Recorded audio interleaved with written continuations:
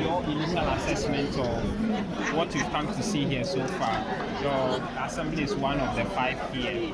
From your rounds so far, what is your assessment of the registration? I think it's long overdue that we actually disaggregated this particular center for registration, because there are too many people here. The process is cumbersome, and from what I can understand, the signal keeps dropping, which means that the telcos have not boosted the signal here for the EC to be able to stay online. The machines keep going offline, which is making the process a lot more tedious, and it's also running the risk of people having duplications of their entries, which may not be the fault of the individuals themselves, but could cost them the opportunity to vote come 2024 if their names are struck on the list for their names having appeared twice. So I certainly think there are 2 issues that need to be addressed. One is the fact that we have too many districts that are being asked to do their registration here. It's making the place very congested and very, I don't think from a safety point of view this is the best. As you're trying to climb up the steps to go into the offices, what's happening is that you have a scenario where you're having to actually squeeze through because there are so many people queuing on both sides of the staircase. The second thing is the telcos need to be informed.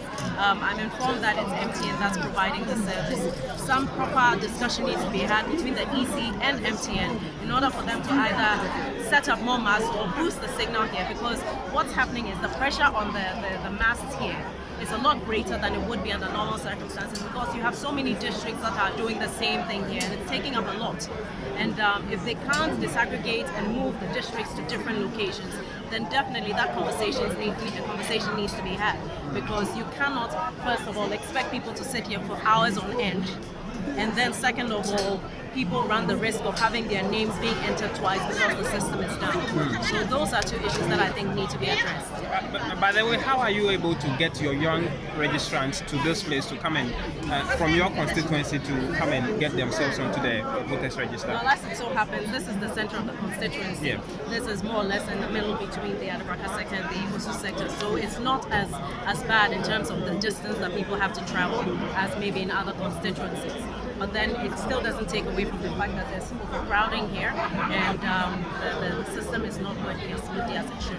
I mean, once people are going through the process of taking photos, they're doing on average 7 to 10 minutes, which is a lot of time if you consider that this is a limited registration exercise. I would like you to share your thoughts on another interesting issue about. Okay, let's continue. Thank you so much. Listen, you were distracting the broadcast. We stopped her and decided to interview her. So you should